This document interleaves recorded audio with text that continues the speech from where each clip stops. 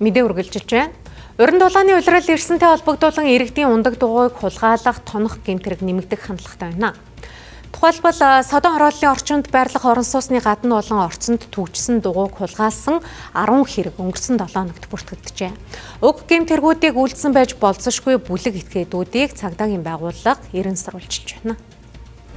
Тэгэхээр та бүхний харж байгаачлаа яг энэ 21-р хорооллын содон хорооллын голд одоо ингээд бас ундаг дугуйгаа цойжлоод явсан иргэний дугуйг нь бол юу ч тонцсон ийм нөхцөл байдлыг та бүхэн харж байна. Энэ гэмт хэрэг бол одоо хаа сайгүй гарч ийна гэдгийг бас иргэд хэлж байгаа юм аа. За 3 удаа дугуйгаа алдсан.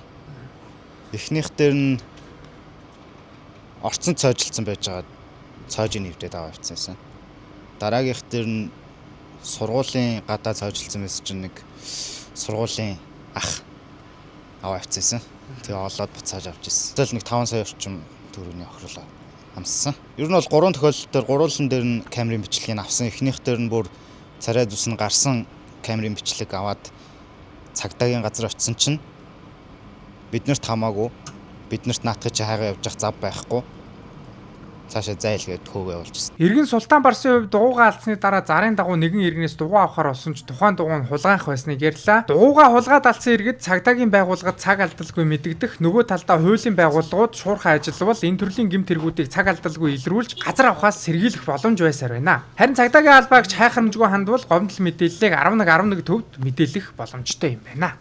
За тэгэхээр яг бид хөө яг энэ ундаг дугуй хулгайлж байгаа яг камерыг шүүж үзлээ.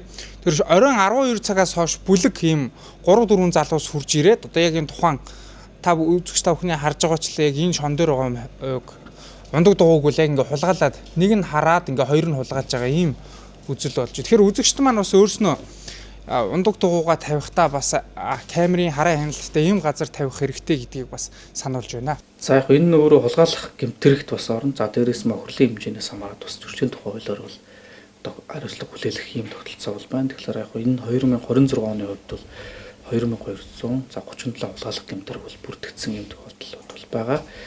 Тэгэхээр за эрүүгийн хуульд бол 17-г зүйлд яг энэ хулгайлах гэмтргийг одоо үлдэхэд одоо хүлээлгэх хариуцлагыг бол маш тодорхой хуульчиж өгсөн. За бүр тодорлоод хэлэх юм бол бусдын төрөнгийг за хууль бусаар хүч хэрэглэхгүйгээр нууцаар авсан бол одоо 6 сараас 5 жил хугацаагаар хорих зам мөн зөрчил өрхийг хязгаарлах торох ялгаар шийдэгдэг бол за энэ гэмтрийг одоо байнга үлдэж амьдралын хүүсвэр болгосон за мөн зохион байгуулалттай үлдсэн за энэ гэмтрийг бол бас одоо ноцтой буюу хэмжээний өхөрлөвчсөн тохиолдол бас 5-аас 12 жил хорихоор шийдэгдэг. Ундаг дугуй тонож хулгайлсан хэрэг гарсан содон хорооллын ойр орчмын камержуулалтаар гэмт этгээдүүд бүлэг гэдг нь тогтоогдсон байна. Тэдний царай өмсөж зүүсэн хувцас сунар тод гарсан бичлэгүүд олон байгааг дугуйгаа тоноулсан иргэд хэлж байна. Цаашлаад эдгээр гэмт этгээдүүдийг харсан даруй цагдаагийн байгууллагад мэдэгдэхийг анхаарууллаа. Мөн цаашлаад иргэдийг эд хөрөнгөө хараа хяналттай байлгахыг сануулсан юм а.